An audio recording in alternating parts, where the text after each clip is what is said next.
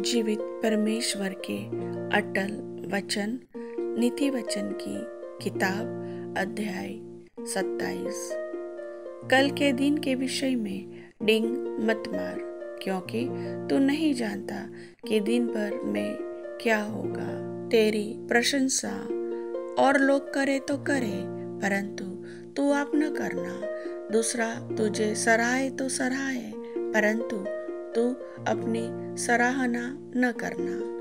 पत्थर तो भारी है और रेत में बोझ है, परंतु मूर्ख का क्रोध उन दोनों से भी भारी है। क्रोध की क्रूरता और प्रकोप की बाढ़, परंतु ईर्ष्या के सामने कौन ठहर सकता है। खुली हुई डांट गुप्त प्रेम से उत्तम है। जो घाव मित्र के हाथ से लगे वह विश्वास योग्य है, परंतु बैरी अधिक चुंबन करता है। संतुष्ट होने पर मधु का छत्ता भी फीका लगता है, परंतु भूखे को सब कड़वी वस्तुएं भी मीठी जान पड़ती है। स्थान छोड़कर घूमने वाला मनुष्य उस चिड़िया के समान है जो घोंसला छोड़कर उड़ती फिरती है। जैसे तेल और सुगंध से, वैसे ही मित्र के हृदय की मनोहर सम्मति से मन आनंदित होता है। जो तेरा और तेरे पिता का भी मित्र हो, उसे न छोड़ना, और अपनी विपत्ति के दिन अपने भाई के घर न जाना। प्रेम करने वाला पड़ोसी दूर रहने वाले भाई से कहीं उत्तम है। मेरे पुत्र, बुद्धिमान होकर मेरा मन आनंदित कर, तब मैं अपने निंदा करने वाले को उत्तर दे सकूंगा। बुद्धिमान मनुष्य विपत्ति को आती देखकर छिप जाता है, परंतु भोले लोग आगे बढ़े चले जाते और हानि उठाते हैं। जो पराये का उत्तरदायी हो उसका कपड़ा, और जो अनजान का उत्तरदायी हो उससे बंधक की वस्तु ले ले। जो भोर को उठकर अपने पड़ोसी को ऊंचे शब्द से आशीर्वाद देता है, उसके लिए यह श्राप गिना जाता है। झड़ी के दिन पानी का लगातार टपकना और झगड़ालू पत्नी दोनों एक से है। जो उसको रोक रखे वह वायु को भी रोक रखेगा, और दाहिने हाथ से वह तेल पकड़ेगा।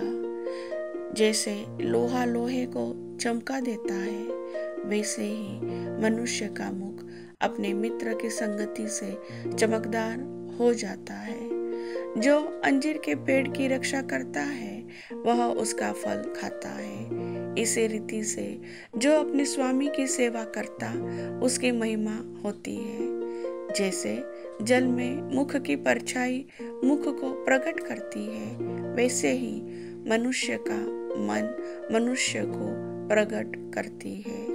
जैसे अधोलोक और विनाशलोक, वैसे ही मनुष्य की आंखें भी तृप्त नहीं होती। जैसे चांदी के लिए कुथाली और सोने के लिए भट्टी है, वैसे ही मनुष्य के लिए उसकी प्रशंसा है। चाहे तो मूर्ख को अनाज के बीच ओखली में डालकर मूसल से कूटे, तो भी उसकी मूर्खता नहीं जानेगी।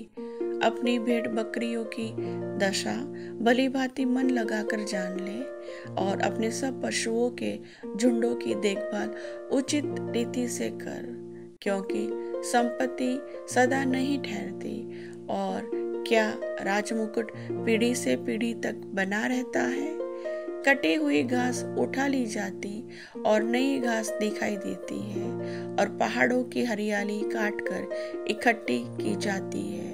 तब भेड़ों के बच्चे तेरे वस्त्र के लिए होंगे, और बकरों के द्वारा खेत का मूल्य दिया जाएगा, और बकरियों का इतना दूध होगा कि तू अपने घराने समेत पेट भर के पिया करेगा, और तेरी दासियों का भी जीवन निर्वाह होता रहेगा। प्रभु वचन के सुनने वाले सभी भाई बहनों को आशीष दे। आमीन।